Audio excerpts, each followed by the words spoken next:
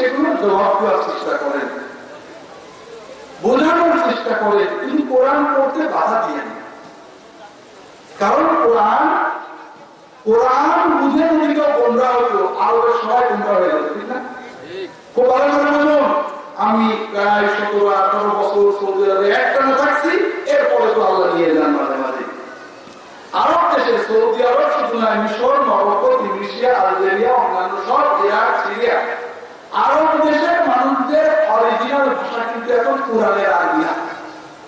একদম সিলেটের বাংলা, চিটাগাংয়ের বাংলা যেমন বাংলার সাথে মোটে মিল নেই, ওই স্কুল কলেজে লেখাপড়া না করলে একটা বাক্য আরবি সহি বলতে পারে না, লিখতেও পারে না। একেবারে দাঁড়িয়ে পেশাব করে লেখাপড়া জানে না, একদম মূর্খ, একটা বাক্য আরবি বলতে পারে না, কিন্তু যখন ইমামের পিছনে কোরআন শুনে চোখ দিয়ে পানি পড়ে সব বুঝতে পারে। কারণ কোরআন আল্লাহ সহজ করেছে। কোরআন বুঝলে যদি মানুষ গোমরা হতো, তাই আরবের এই লোকগুলো গোমরা হতো, হয় না? কোরআন তো তাকওয়া তৈরি করে, গোমরাই তৈরি করে। এই জন্য কোরআন পড়তে হবে। তবে যারা কোরআন বুঝে পড়বেন তাদের জন্য আবার সমস্যা আছে। একটা হলো আরবি বোঝা, আর একটা হলো তর্জমা পড়া। তর্জমা মানে কিন্তু আরবি বোঝে না। আব্দুল্লাহ জাহাঙ্গীর কোরআন পড়ে যা বুঝেছে সেইটা পড়া, ঠিক না? একজন অনুবাদকের ব্যাখ্যা পড়া, ঠিক না? কাজেই কোরআন পড়ে কেউ নিজেকে আলেম মনে করবেন না, ফকির মনে করবেন না, নিজের অন্তরে তাকওয়া আনার চেষ্টা করবেন, আর বাকিটার জন্য আলেমদের উপর নির্ভর করবেন। আমাদের সমাজে বড় অদ্ভুত অবস্থা। স্কুল, কলেজ, বিশ্ববিদ্যালয়ের, মেডিকেল কলেজগুলোর ব্রিলিয়ান্ট ছাত্ররা কিছুদিন আল্লাহর ইবাদত করে পড়াশোনা করে, আলেমরা কিছুই বোঝে না। কথা বোঝেন না? ঢাকা ইউনিভার্সিটি থেকে একজন ফোন করেছে, স্যার অবাক দল, খুব ভালো কথা বলে, আমি এই দলগুলো চিনি, এই দলগুলোতে কোনো আলেম নেই, সব আধুনিক শিক্ষিত মানুষ। তা আমি বললাম যে দেখো আব্দুল্লাহ জাহাঙ্গীর, তুমি খুব ভক্তি করো, এই আব্দুল্লাহ জাহাঙ্গীরের মতো 30 জন আলেম, কোরআনে হাফেজ, তবলিগের সাতসিল্লা, ফুরফুরা পীরের খলিফা, চরমোনায়ের বায়াত, একেবারে আল্লাহর ওলি, তারা একটা হাসপাতাল খুললো, যে হাসপাতালে এই হুজুররাই চিকিৎসা করে, অপারেশন করে, ওষুধ দেয়। তুমি কি তোমার মাকে এখানে ভর্তি করবে? করবে নাকি? হ্যাঁ, এত বড় আলেম আপনাদের রাস্তা নেই, ভর্তি করবে না? আপনার মেয়ের, মায়ের, বউয়ের, বাবা অসুখ হলে আমার কাছে অপারেশন করতে আসবেন কিনা? আমি কোরআনের আলেম, আমার কোনো ভরসা নেই। আমি কোরআনের আলেম হতে পারি, কিন্তু মেডিকেল সায়েন্সের আলেম না, ঠিক না? ওটা আবার অন্য কাজে। যে হাসপাতালে হুজুররা চিকিৎসা করে সেই হাসপাতালে যেমন তুমি যাবে না, যে ইসলামী দল গ্রুপে বড় আলেমরা নেই, শুধু ডাক্তার, ইঞ্জিনিয়ার, কবিরাজ, অ্যাডভোকেট দল, ব্যারিস্টাররা চালায়, খবরদার সেখানে যাবে না। হুজুরদের কাছে, হুজুরদের হাসপাতালে মাকে ভর্তি করলে যেমন মা মরে যাবে, ঠিক ডাক্তার, ইঞ্জিনিয়ার, কবিরাজ, আধুনিক শিক্ষিতদের পরিচালিত কোন ইসলামী দল গ্রুপে কর্মে গেলে তোমার ঈমানটা মারা যাবে, তুমি জাহান্নামে যাবে। কথা বুঝতে পারেন? কাজে কোরআনের তর্জমা করে, কিছু হাদিসের তর্জমা করে আমরা তাকওয়া অর্জন করবো ভাইরা। ফকিহ হব না, ফকিহ হতে অনেক পড়া লাগে। আল্লাহ কোরআনে বলেছেন, তাওয়াল্লা আফারা মিন কুল্লি ফিরকাতিন মিনহুম তাইফাতুন লিয়াতাফাক্কাহু ফিদ্দীন। লম্বা বলা শোনায়নি। 2 নম্বর ভাইরা, কোরআন এবং হাদিসের তর্জমা পড়ার পাশাপাশি আলেমদের সহবতে যাবেন। কথাই বুঝতে পেরেছেন? তাকওয়া অর্জন করতে কোরআন হাদিস পড়ার পাশাপাশি আলেমদের সহবতে যাবেন। বেশি বেশি আল্লাহর জিকির করবেন, বেশি বেশি দরুদ শরীফ পড়বেন, আল্লাহর কাছে দোয়া করবেন, ইনশাআল্লাহ আল্লাহ তাকওয়া দান করবেন। আল্লাহ কবুল করে নিন, আমিন। এরপরে আল্লাহ রাসূল সাল্লাল্লাহু আলাইহি ওয়াসাল্লাম আমাদের ওসিয়ত করছেন। নবীজি প্রথম ওসিয়ত কি? তাকওয়া। পরে ওসিয়ত ওয়াসসামি'আ ওয়াত-তাআ ওয়া ইন তাআম্মারা আলাইকুম আবদুল হাবশী। শোনো, তোমরা আনুগত্য করবে রাষ্ট্রের প্রশাসনের, যদিও প্রশাসনে অযোগ্য লোকও আসে, খারাপ বংশের লোকও আসে, কিন্তু রাষ্ট্রীয় আইন শৃঙ্খলা কখনো ভঙ্গ করবে না। আমি এটা ব্যাখ্যা করতে পারবো না লম্বা। এরপরে এটার ব্যাখ্যার জন্য আমার বই আছে, ইসলামী আকীদা অথবা ইসলামের নামে জঙ্গিবাদ, অথবা সর্বশেষ যে বইটা বেরিয়েছে ইমাম আবু হানিফা রাহমাতুল্লাহ আলাইহির লেখা আল ফিকহুল আকবরের বঙ্গানুবাদ এবং ব্যাখ্যা, এই বই পড়লে আপনারা জানতে পারবেন। এবার মূল ওসিয়তে আসে। আল্লাহ রাসূল সাল্লাল্লাহু আলাইহি ওয়াসাল্লাম বলছেন, ইন্নাহু মান ইয়াশ মিনকুম বা'দি, আমার পরে যারা অনেকদিন বাঁচবে ফাসায়ারা ইখতিলাফান কাসীরা, তারা অনেক ইখতিলাফ দেখতে পাবে। ইখতিলাফ মানে মতভেদ, দলাদলি, ইখতিলাফ। ইখতিলাফ রাসূলুল্লাহ ভয় দেখালেন, দেখো উম্মতের সবচেয়ে বড় পতন হলো ইখতিলাফ। পতন কি? পতন কি? ইখতিলাফ, মতভেদ, দলাদলি। আর এইটা যত বেশি হবে শয়তান তত খুশি হবে। আর এই মতভেদ থেকে বাঁচার ঔষধ নবীজি বলে দিয়েছেন। তবে মতভেদের একটা মজার কথা না বললেই নয়, মতভেদের দুটো লাভ হয়। কয়টা লাভ হয়? খুব ভালো করে বোঝেন। আমাদের বাংলাদেশের মুসলমানদের প্রতি আন্তর্জাতিক সাম্রাজ্যবাদী চক্র, ইহুদি, খ্রিস্টান, নিও কনজারভেটিভ যারা, যাদেরকে নিওকন বলা হয়, বাংলাদেশের মুসলমানদের প্রতি দুটো বিষয়ে তারা খুব ভীত। তারা বলে বাংলাদেশের মুসলমানদের দুটো জিনিস খুব খারাপ। কয়টা জিনিস? একটা হলো বাংলাদেশের মুসলমানরা আলেম ওলামাদের খুব ভক্তি করে, আলেম ওলামারা কিছু বললে তারা প্রভাবিত হয়। এইটা বাংলাদেশে আছে না নেই? এইটাকে নিয়কন, আন্তর্জাতিক জ্ঞানবাদী, সাম্রাজ্যবাদী শক্তিরা খুবই ভয় করে। আর একটা হলো বাংলাদেশের মানুষ নামাজ পড়ুক না পড়ুক অশ্লীলতাকে ঘৃণা করে, নামাজ পড়ে না, রোজা রাখে না, কিন্তু রাস্তাঘাটে মদকে পড়ে থাকে বা দলাদলি করে সহ্য করে না। এইটাকেও ইহুদিরা খুব ঘৃণা করে, যে এরকম কেন বাংলাদেশের মানুষের খুব খারাপ। এই দুটোই বাংলাদেশের লোকেদের খুবই খারাপ বলে ইহুদিরা মনে করেছে। প্রথমটা কি? আলেমদের কথা শুনে। আর এই আলেমদের কথা যেন না শুনে, এই জন্য গত প্রায় 25-30 বছর যাবৎ বিভিন্ন মাধ্যমে, মিডিয়া, আন্তর্জাতিক মিডিয়া, ইন্টারনেট, এনজিও, বিভিন্ন মাধ্যমে আলেম ওলামাদের চরিত্র হনন করা হচ্ছে। আলেমরা জঙ্গি, আলেমরা মানবাধিকার বিরোধী, আলেমদের এই নানান কথা আছে না নেই? যেন বাংলাদেশের মানুষেরা আলেমদের আর কথা না শোনে। কিন্তু এইসব মিডিয়ার প্রচারে খুব একটা কাজ হচ্ছে না। এই ব্যাপারে আরো ভালো কাজ করছে আলেমরা নিজেরা। এক আলেম আর এক আলেমের বিরুদ্ধে আরেক দলের বিরুদ্ধে গালাগালি হচ্ছে না? হচ্ছে না? এছাড়া মাশাআল্লাহ তাবারাকাল্লাহ লা হাওলা ওয়ালা কুওয়াতা ইল্লা বিল্লাহ, ইহুদিদের খেদমত খুব সুন্দর করে হচ্ছে। কথা বুঝতে পারছেন? বাংলাদেশে এই যে আপনারা ওয়াজ শুনতে আসছেন, এটা হলো 10% 15% মানুষ, ঠিক না? আমি ভুল করার মাহফিলে তবলিগের গাল দেবো, জামাতের গাল দেবো, চরমনের গাল দেবো, আলাদিদের গাল দেবো, হানাফির গাল দেবো, আপনারা জিন্দাবাদ করছেন, এই তো।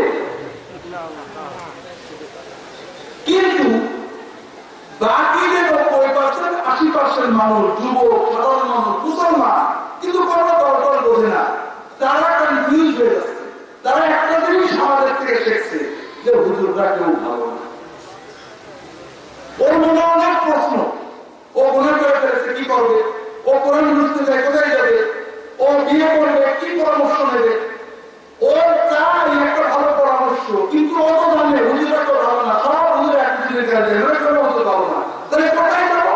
এখন খ্রিস্টানরা চলে আসছে কোরআন নিয়ে, কাদিয়ানীরা চলে আসছে কোরআন নিয়ে, শিয়ারা চলে আসছে কোরআন নিয়ে। ওই হুজুররা কেউ ভালো না, সব খারাপ, আমরা ভালো, চলে আসে। কথা বুঝতে পারছেন? তো ভাইয়া আমার অনুরোধ হলো ওলামায়ে কেরাম যারা আছেন, মানুষের মুসলমানদের ভিতরে মতভেদ আছে থাকবে, আমার মতের সমালোচনা করব, কিন্তু কোন দল তুলে নয়, কোন নাম তুলে নয়। কথা বুঝতে পেরেছেন? 2 নম্বর কথা হলো আল্লাহ কোরআনে বলেছেন ওয়ালা তুজাদিলু আহলাল কিতাবি ইল্লা বিল্লাতি হিয়া আহসান। দেখুন ইহুদি নাসারা বিধর্মী যারা, তাদের সাথেও যখন তর্ক করবে, মতভেদ করবে, বাস করবে, কোন খারাপ কথা বলবে না। তারা খারাপ কথা বললে তুমি উল্টো ভালো কথা দিয়ে তাদের সাথে তর্ক করবে। সুবহানাল্লাহ বলেন।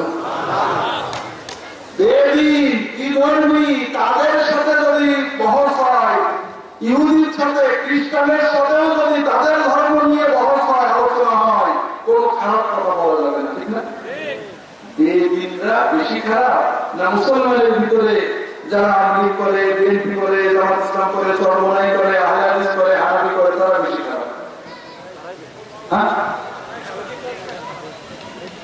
যেখানে আল্লাহ বললেন যারা কোরআন মানে না, হাদিস মানে না, আল্লাহ মানে না, নবী মানে না, তাদের সাথেও যখন তুমি ঝগড়া করবা, কোনো অশ্লীল বাদে নোংরা কথা বলবা না। সেখানে যে ব্যক্তি আমার আল্লাহকে আল্লাহ মেনেছে, নবীকে নবী মেনেছে, কোরআনকে কোরআন মেনেছে, হাদিসকে হাদিস মেনেছে, তার বিষয়ে বলতে গেলে কি আমরা ভদ্রতার সাথে বলবো না অভদ্রভাবে বলবো? যে আলেমরা অভদ্রভাবে সমালোচনা করেন তাদেরকে বয়কট করবেন, তাদের মসজিদে যাবেন না। তারা জেনে অথবা না জেনে ইহুদি এবং সাম্রাজ্যবাদীদের স্বার্থ রক্ষা করতে পারবেন না। আমরা সমালোচনা করবো করবে এবং আদবের সাথে।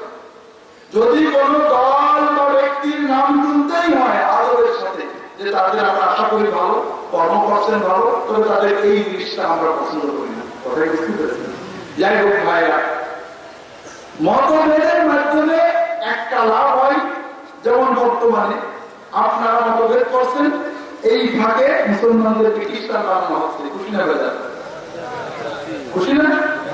আমরা মিলাদ নিয়ে ঝগড়া করছি, কিয়াম নিয়ে ঝগড়া করছি, মোনাজাত নিয়ে ঝগড়া করছি, এই খ্রিস্টান নিয়ে ঝগড়া করছি, রমাদান নিয়ে ঝগড়া করছি, জোরান নিয়ে ঝগড়া করছি, মুখে হাসপাতাল নিয়ে ঝগড়া করছি, আমি নিয়ে ঝগড়া করছি।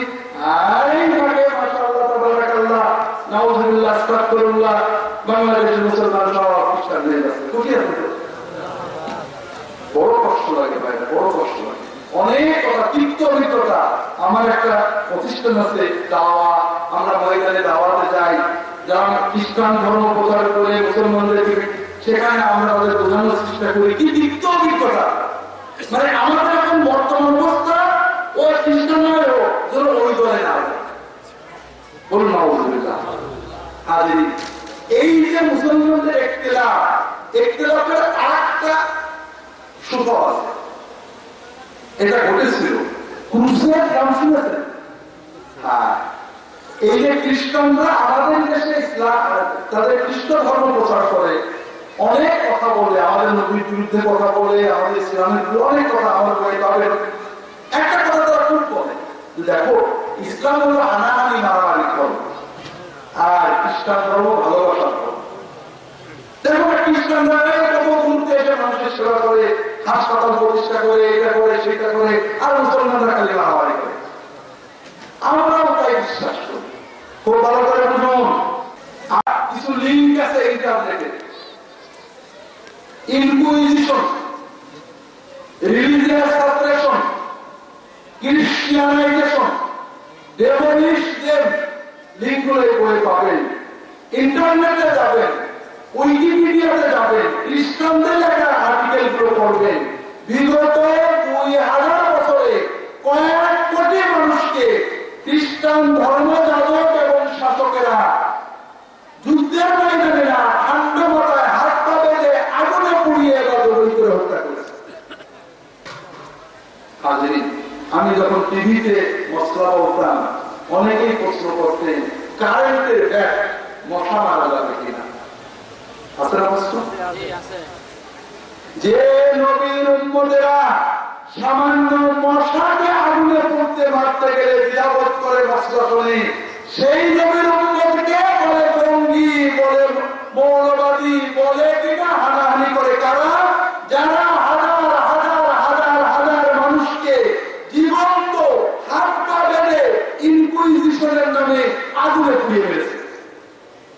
আমার লেখা বই করতে হবে না। এনসাইক্লোপিডিয়া ব্রিটানিকাতে ইনকুইজিশন আর্টিকেল পড়বেন, উইকিপিডিয়াতে পড়বেন, ডেমোলিশন বইটা পাবেন, ইন্টারনেটে পড়ে দেখবেন কত লক্ষ মানুষ বাইবেলের প্রথম যে ইংরেজি তর্জমা করেছিল, মানুষ বাইবেল বুঝে ফেলছে।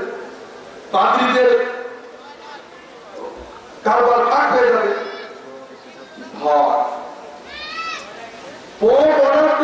যারা বাইবেল ইংরেজি তর্জমা করেছে, ইংরেজি তর্জমা বাইবেল যারা পড়ে সবাইকে হাত পা বেঁধে ইংরেজি তর্জমা বাইবেল গলায় ঝুলিয়ে জীবন্ত আগুনে পোড়াতে হবে।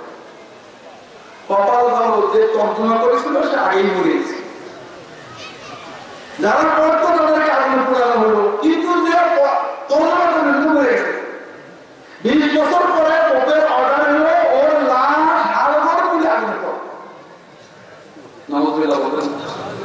আমি একটা কথাও বানিয়ে বলছি না তাদের। আমি এগুলো আপনারা ইন্টারনেটে, ইন্টারনেট লাগে না, এনকারটা সব কম্পিউটারে পাওয়া যায়, সেখানেও পাবেন। যেটা বলছিলাম ভাইরা, এইরকম একটা মহা ধ্বংসযজ্ঞ ছিল। বাইবেলে মানুষ মারার কি কি নির্দেশ আছে এটা আমার এই ছোট্ট বইয়ের ভিতরে পাবেন। মুসলমানরা যখন মতভেদ করলো, শিয়া সুন্নি মারামারি, হানাফি সাফেই মারামারি, হাম্বলি সাফেই মারামারি, আহলে হাদিস সালাফি হাম্বলি মারামারি, এই যখন শুরু হয়ে গেল, খ্রিস্টানরা দেখলো সুযোগ। রাজনৈতিক ভাবে এখন যেমন পাকিস্তানে বোমা পড়লে বাংলাদেশ বগল বাজায়, আফগান দখল হইলে ইরান বগল বাজায়, ইরানে বোমা মারলে সৌদি আরব বগল বাজায়, তখন ছিল এইরকম অবস্থা। পোপেরা বলে দিলেন যে মুসলমান মানলেই তোমরা ভেসে যাবে, বিশেষ করে কোন মুসলমান মায়ের যদি কাঁচাগ্রস্ত খাও তাহলে দিনে আসে দেবে। হাজার হাজার বিলিয়ন মিলিয়ন মিলিয়ন যোদ্ধা ক্রস ঝুলিয়ে যীশু খ্রিস্ট জিন্দাবাদ বলতে বলতে মুসলমানের দেশগুলো আক্রমণ করতে লাগলো। কথাই বুঝতেছে? অনেক করুণ ইতিহাস। যেটা বলছিলাম ভাইরা, মতভেদ থেকে বাঁচতে হলে আল্লাহ রাসূল সাল্লাল্লাহু আলাইহি ওয়াসাল্লাম, মতভেদ দলভেদ, মতভেদ কখন বৈধ? দলভেদ সব অবস্থায় হারাম। দলাদলি, ফেরকাবাজি, আমাকে অনেকেই প্রশ্ন করেন হুজুর দল করা কি, দলবদ্ধ জীবন কি? আমরা একটা শব্দের ভুল অর্থ করছি। জামাত মানে হলো ঐক্য, আমরা বলি জামাত মানে দল। জামাত শব্দের অর্থ ঐক্য, একত্রিত করা। দল না, দল মানে ফেরকা। আমরা সবাই একত্রিত হলে বলা হয় জামাত, আর এখান থেকে কিছু লোক আলাদা হলে এটাকে কি বলে? হ্যাঁ, দল, একটা দল, ঠিক আছে? আল্লাহ মুসলমানদের ঐক্যবদ্ধ হতে বলেছেন, আর আমরা মনে করি দল দল আলাদা আলাদা হতে হবে। আল্লাহ বলেন কি, ওয়াতাসিমু বিহাবলিল্লাহি জামিআন ওয়া লা তাফাররাকু, তোমরা ঐক্যবদ্ধভাবে আল্লাহর ঐক্য ধরো, দলাদলি করো না। আর আমরা বলবো তোমরা দলাদলি করো, ঐক্যবদ্ধ হইও না। ভাইরা, দলাদলি হারাম। দল কতটুকু বৈধ হবে? যতটুকু মাদ্রাসা পর্যায়ে থাকবে, স্কুল পর্যায়ে থাকবে। অর্থাৎ আমার ছেলেকে আলিম করবো, কারোর পছন্দ ইনিয়ামাতিয়া মাদ্রাসা, কারোর পছন্দ আমিনিয়া মাদ্রাসা, কারোর পছন্দ রেজিস্ট্রেশন মাদ্রাসা, আছে সবার উদ্দেশ্য কি? আলিম বানানো, ঠিক না? এইটুকু ঠিক আছে। আমার দিন পালন করবো, দিনের দাওয়াত দেবো, কারোর এই দল পছন্দ, এই দল আমরা কাজ করবো। কিন্তু যদি রেজিস্ট্রেশন মাদ্রাসা বলে ওই দোয়ারা মাদ্রাসার মধ্যে শত্রু, তোমরা আলাদা দল, ওই মাদ্রাসা এই মাদ্রাসা আলাদা দল, দেখলে সালাম দিল না, এটার নাম কি? দলাদলি। আর এই দলাদলি হারাম। আমরা ঐক্যবদ্ধ থাকবো, দলাদলি করবো না। অন্তর থেকে দলীয় চেতনা বের করে দিন। মুসলমানদের দল একটাই, তার নাম হল ইসলাম। কথা বলেননি? কাজেই যতক্ষণ ব্যক্তি মুসলমান সে আমার দলে, তো আমি মাদ্রাসায় পড়ো, স্কুলে পড়ো, অন্য প্রতিষ্ঠানে চাকরি করেন, নো প্রবলেম, কিন্তু দলটা আমার, ঠিক আছে তো? আল্লাহ রাসূল সাল্লাল্লাহু আলাইহি ওয়াসাল্লাম বললেন এই দলাদলির অভিশাপ থেকে মুক্ত হতে। আল্লাহ রাসূল সাল্লাল্লাহু আলাইহি ওয়াসাল্লাম আমাদেরকে একটা পরামর্শ দিলেন, শুধু অনুবাদ করে আমি চলে যাব। তোমরা যদি দলাদলির অভিশাপ থেকে মুক্ত হতে চাও, ফাআলাইকুম বিসুন্নতি ওয়া সুন্নাতিল খুলাফায়ে রাশিদিন আল মাহদিয়্যিন। তোমরা যদি দলাদলের অভিশাপ থেকে মুক্ত হতে চাও তাহলে তোমরা আমার সুন্নাত এবং আমার পরে খুলাফায়ে রাশিদিনের সুন্নাতকে আঁকড়ে ধরবে। আব্দু আলাইহা বিন নওয়াজিব, দাঁত দিয়ে কামড়ে ধরবে। সুন্নাত ধরে রাখো, সুন্নাত আঁকড়ে ধরে রাখো, কোনো মতভেদ হবে না। ওয়া ইয়াকুম মুহদাসাতিল উমুর, খবরদার নতুন কোনো কিছু বানাবে না, বিদআত বানাবে না, দিনের ভিতরে নতুন মসলা মাসাইল তৈরি করবে না। কারণ নতুন জিনিস বিদআত, আর বিদআত হলো গুমরাহি। বিদআতের মাধ্যমে মতভেদ আছে, সুন্নতের মাধ্যমে মতভেদ দূর হয়। কথাটাকে বুঝতে পেরেছেন? সমাজের সব মতভেদের মূল হলো সুন্নত থেকে সরে যাওয়া। আমার অনুরোধ হলো ভাইরা, আল্লাহর হস্তে আমরা দলাদলের অভিশাপ থেকে মুক্ত হওয়ার জন্য জীবনটাকে সুন্নাহমুখী করি। কথাটা বুঝতে পেরেছেন? আরবের কাফেররা, আবু জাহাল, আবু লাহাব, আমরা অনেকেই মনে করি আবু জাহাল, আবু লাহাব, উতবা, সাইবা আল্লাহর আইন মানত না। এটা কিন্তু ভুল ধারণা। ওরা আল্লাহর আইন মানত, আল্লাহকে আইন দ্বারা বিশ্বাস করতো, আল্লাহর ইবাদত করতো, আল্লাহকে একমাত্র স্রষ্টা রাব্বুল আলামিন বলে বিশ্বাস করতো। আবু জাহেল, আবু লাহাবের সমস্যা ছিল দুটো। কয়টা ভাই? এক নম্বর হলো তারা যুক্তি দিয়ে দিনের ভিতরে তারা তো দিন পালন করতো, ইব্রাহিম আলাইহিস সালামের শরীয়ত পালন করতো। তারা হজ করতো না? করতো না? করতো না? ওমরা করতো না? কোরবানি করতো না? তওয়াফ করতো না? কার শরীয়ত করতো? কার শরীয়ত করতো? ইব্রাহিম আলাইহিস সালামের শরীয়ত। তবে তারা কিছু নতুন জিনিস বানাতো, যেটা ইব্রাহিম আলাইহিস সালাম করেননি, নিষেধ করেননি, নতুন নতুন সিস্টেম বানাতো। যেমন কাবা ঘর তওয়াফ করতো, তবে তওয়াফের সময় তো হাত চালিত শীত, যেমন আমরা অনেকে দিকের সময় তো হাত চালিয়েছি না, অনেকে রোড দিকে করে। তারা মানতো যে আমরা তো তওয়াফই করছি, আল্লাহর দিকেরই করছি, তবে একটু ভুল কি করে করছি, তবে খারাপ হবে কেন, আর একটা কাজ করছি, এর চেয়েও মজা। তারা বলতো ইব্রাহিম নবী, ইসমাইল নবী, তারা তো পাকসাপ ছিলেন, আমরা তো হারাম করে হয়ে গেছি, আমাদের টাকা পয়সা হারাম, আর হারাম টাকার কাপড় নিয়ে আল্লাহর ঘরে যাওয়া যায়। তাই নেই হবে। তবে মক্কার যারা হুজুর অর্থাৎ কাবা ঘরের পুরোহিত কুরাইশ, এরা কাপড় ধরে যেতে পারবে, আর এরা যদি অন্য বিদেশি হাজির কাপড় দেয় তারা সে কাপড়। এইরকম নতুন নতুন মশলা তারা যুক্তি দিয়ে বানায়। এই যুক্তি দিয়ে নতুন মশলা বানানোটাকে আমাদের শরীয়তে ইসলামে কি বলে? বিদআত। আর এই বিদআতের দরজা খুললেই সামনে আরেকটা দরজা থাকে, তার নাম হলো শিরক। কথা বোঝেন? আমি যতক্ষণ বলবো নবী যা করেছেন করবো, নবী যা করেছেন করবো না, তাহলে কি আমার গুমরাহ হওয়ার ভয় আছে? শিরকে যাওয়ার ভয় আছে? কাজে আমরা সুন্নাত জানবো, সাহাবায়ে কেরামের সুন্নাত জানবো, খুলাফায়ে রাশিদিনের সুন্নাত জানবো। সুন্নাতের বাইরে যদি কিছু করিও এটাকে আমরা জরুরি মনে করবো না, দিনের ভিতরে আনবো না। এটাই হলো ঐক্যের পথ। আল্লাহ তাআলা আমাদেরকে তৌফিক দান করুন। আমিন। ওয়া মা তাওফীকি ইল্লা বিল্লাহ। আল্লাহুম্মা সাল্লি আলা মুহাম্মাদিন নাবিয়্যিল উম্মি ওয়া আলা আলিহি ওয়া আসহাবিহি